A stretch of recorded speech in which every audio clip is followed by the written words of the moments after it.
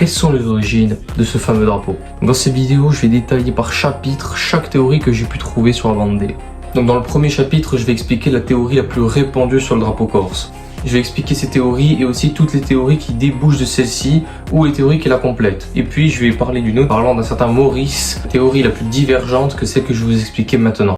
Après cette première théorie, la plus généralisée, le drapeau corse, surtout le symbole de la tête de Maure, viendrait du royaume d'Aragon. En effet, les premiers royaumes de la péninsule ibérique, à l'époque le royaume d'Aragon, la Castille, la Galice, etc., qui ont formé plus tard du coup l'Espagne et le Portugal, ces royaumes-là ont fait la Reconquista. Donc ils ont repoussé les Maures et les musulmans en dehors de la péninsule ibérique qui était avant chrétienne pour la rendre chrétienne. C'est en cela que des bannières sont apparues avec des symboles de la tête de Maure représentant un Maure décapité ou une tête de Maure représentant le peuple vaincu par les peuples catholiques du nord de la péninsule ibérique. C'est en cela qu'entre le XIIIe et le XIVe siècle, des premiers symboles apparaissent de la tête de Maure à fond jaune dans le royaume d'Aragon. Celui-ci va avoir des influences sur la Sardaigne et sur la Corse. C'est en cela que les deux îles ont des drapeaux assez similaires, car c'est le royaume d'Aragon, d'après ces théories-là, qui aurait donné les armoiries de la tête de Maure aux deux îles. Toujours d'après ces théories, la Corse aurait donc adopté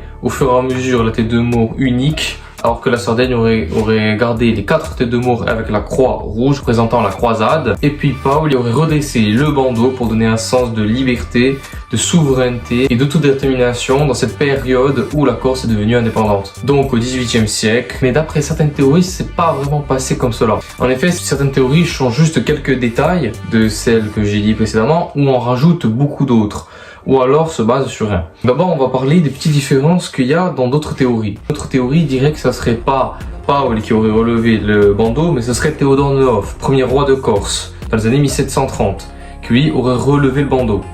Alors que d'après la théorie que j'ai dit précédemment, dans celle-ci, ça serait lui qui aurait reconnu officiellement la première tête de Maure en tant que bannière pour l'île de Corse, mais avec le bandeau sur les yeux, mais avec un fond blanc. Certains diraient qu'il y aurait toujours le fond jaune, certains disent qu'il y aurait déjà un changement avec un fond blanc sous Théodore de Neauphe. Avec cette autre théorie, certains diraient que ce serait même Théodore de Neauphe qui aurait relevé le bandeau. Ensuite, j'ai pu trouver une autre théorie qui a rajouté beaucoup de contenu à celle que j'ai dit précédemment. Dans cette autre théorie, la bannière de tête de Maure aurait été déjà donc donnée à la Corse avec le royaume d'Aragon, mais ce ne serait pas officiel dans l'île. Ça serait que pendant la guerre d'Italie qu'elle serait devenue officielle.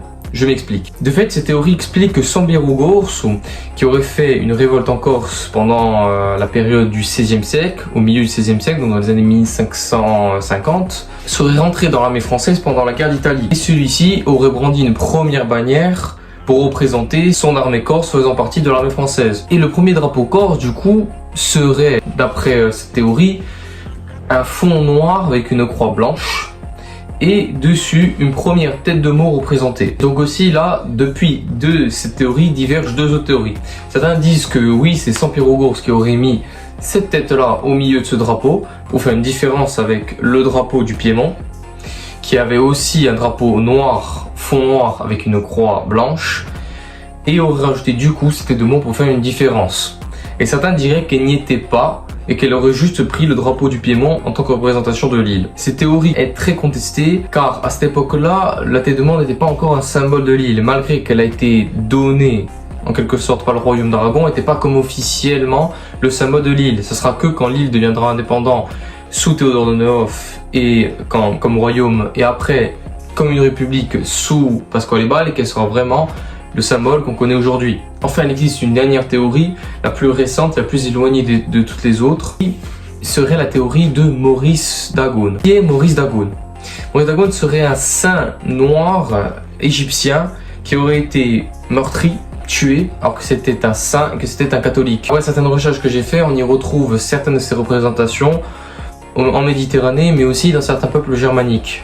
Il serait donc un symbole du christianisme. En effet, son symbole se constitue d'une tête de Maure de profil aussi, avec un fond jaune. Mais cette théorie est aussi contestée et n'est pas la plus approuvée. En somme, celle qui demeure la théorie la plus présente et la plus connue serait celle du royaume d'Aragon qui aurait offert ses armoiries en Corse, qui représenterait du coup la victoire face aux Maures, mais aussi un symbole d'un Maure décapité, d'un chef Maure décapité, symbolise la victoire des Corses et des Sardes face aux razzias de Maures qui venaient donc sur l'île pour piller et violer les femmes. Du coup, la bandière aurait été, d'après la théorie la plus connue, aurait été officiellement reconnue en Corse par Théodore de Nehoff avec le bandeau sur les yeux, et le bandeau aurait été relevé par Pasquale Baoli dans les années 1750-60. Enfin, après l'indépendance de l'île en 1755, et un peu avant que le royaume de Corse, la tête de Maure aurait été reprise sous le royaume anglo-corse qui s'est formé entre 1794 et 1796 avec